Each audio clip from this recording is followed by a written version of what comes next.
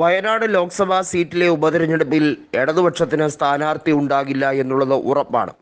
മത്സരം UDFും NDAയും തമ്മിലായിരിക്കും. തീർച്ചയായും UDFിൻ്റെ ഭൂരിപക്ഷം എത്രമാത്രമാണ് എന്നറിയുക മാത്രമാണ് ഈ തെരഞ്ഞെടുപ്പിൻ്റെ പ്രത്യേകത.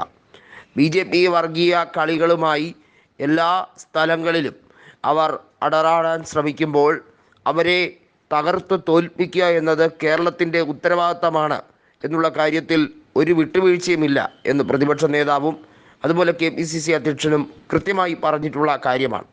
പ്രിയങ്ക ഗാന്ധി സ്ഥാനാർത്ഥിയായി വരുന്നത് രണ്ട് കാര്യങ്ങൾ കൊണ്ടാണ്.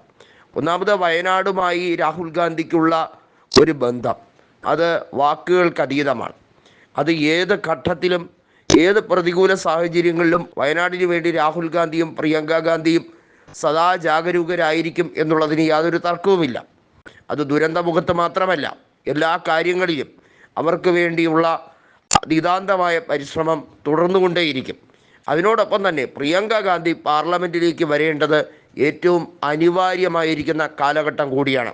പ്രത്യേകിച്ചും രാഹുൽ ഗാന്ധി ഇന്ത്യയുടെ പ്രധാനമന്ത്രിയാവുക എന്നത് ഓരോ ഇന്ത്യക്കാരൻ്റെയും അഭിലാഷം തന്നെയാണ് എന്നുള്ളതിൽ യാതൊരു സംശയവുമില്ല. വർഗീയവാദികൾക്ക് മാത്രമാണ് അദ്ദേഹം പപ്പുമോനും അദ്ദേഹത്തിനെ കോമാളിയാക്കാനും ഒക്കെ ചിത്രീകരിക്കുന്നത്. എന്നാൽ ഇത്രയും നാളും അദ്ദേഹത്തിനെ താറടിച്ച പല നേതാക്കളും തിരിച്ച് പറയുന്ന സാഹചര്യത്തിലേക്ക് മാറിക്കഴിഞ്ഞിരിക്കുന്നു.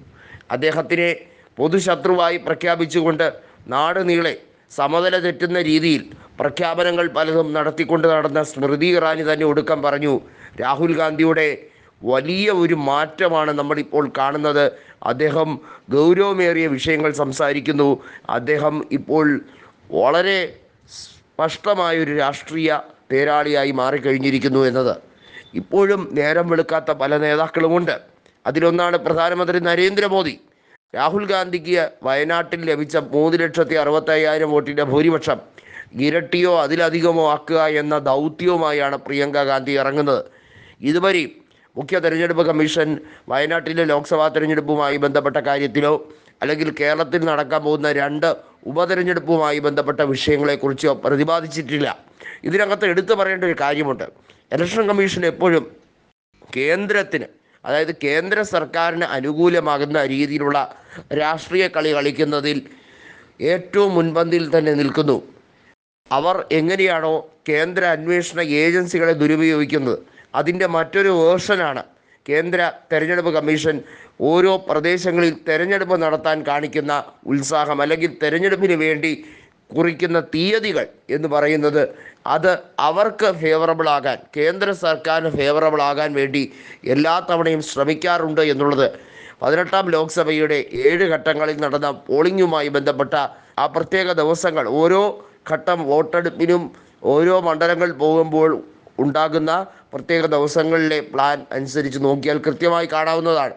എന്നാൽ തെരഞ്ഞെടുപ്പ് കമ്മീഷനെ ഇങ്ങനെ കൂട്ടിലടച്ച തത്തയെപ്പോലെ എത്ര നാൾ കൊണ്ടുപോകും? EVM ബഹിഷ്കരിച്ചുകൊണ്ട് പേപ്പർ ബാലറ്റ് കൊണ്ടുവരുന്ന സംവിധാനം, ഇത്തരത്തിലുള്ള നിരവധി കാര്യങ്ങൾ പ്രതിപക്ഷത്തിൻ്റെ മുമ്പിലുണ്ട്.